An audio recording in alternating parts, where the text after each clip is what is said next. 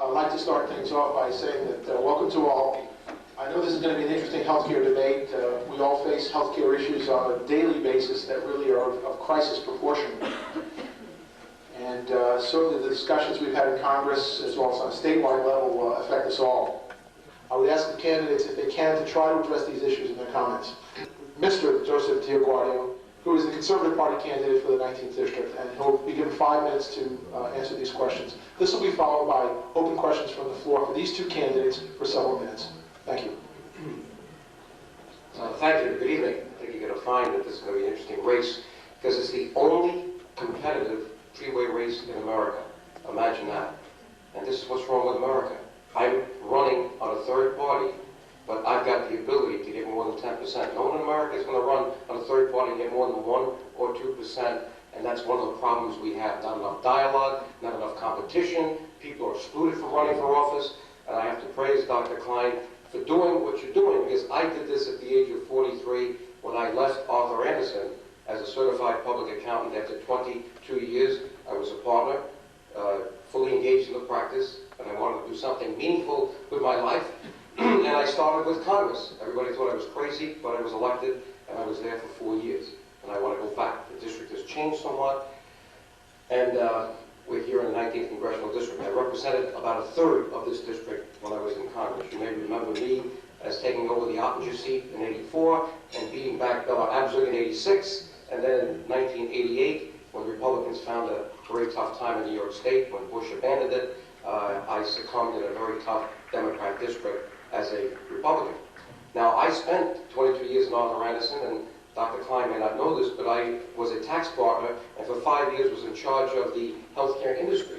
So I had a good understanding of the profession and the problems that doctors face. And just looking at the questions that were raised, I can tell you this, that we don't want a bureaucracy now dictating healthcare in this country.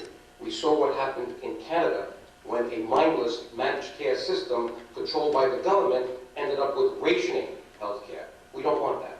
We have one of the finest healthcare systems in the world, right here in the United States, but there's a problem with it. It's too expensive.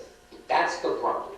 We shouldn't be changing the whole system. We should be making healthcare affordable. And there are things that we should do. And one of the things we shouldn't do is putting bureaucrats in the place of physicians who were trained to deal with patients. You know, when I was in Congress, I saw the bureaucracy firsthand. And when you trained for 22 years in Arthur Andersen, nothing wrong with H&R Block, but this was Arthur Andersen, a major accounting firm, the Marines of the accounting profession, always in the forefront. You're trained to see things. When I was on the inside of Congress, I saw things I couldn't believe. I wrote a book about it in 1992, Unaccountable Congress. It doesn't add up. You can't believe what they're doing with your money. My definition of the bureaucracy that came out of that experience, are you ready? Put a smile on your face. I see all these faces here are so serious. The bureaucracy is the process of turning energy into solid waste. That's what I saw. It's amazing how many bureaucrats would keep you online. More regulations, more forms, more time. I mean, this is what's killing America, and it's killing the healthcare industry. Doctors today spend more time filling out forms, trying to defend themselves. In fact, it's prevention of lawsuits that's creating most of the healthcare problems. Cost, because what you have are doctors performing tests that they may not have to perform, except that they feel if they don't put them in the files, then they could be subject to some questions later on. So we're practicing defensive medicine all over America. We've got a legal system that's out of control. We've got the American Trial Lawyers Association, look at Clinton, taking money by the hordes. And yet, where is he when it comes to limitation on liability? Nowhere to be found.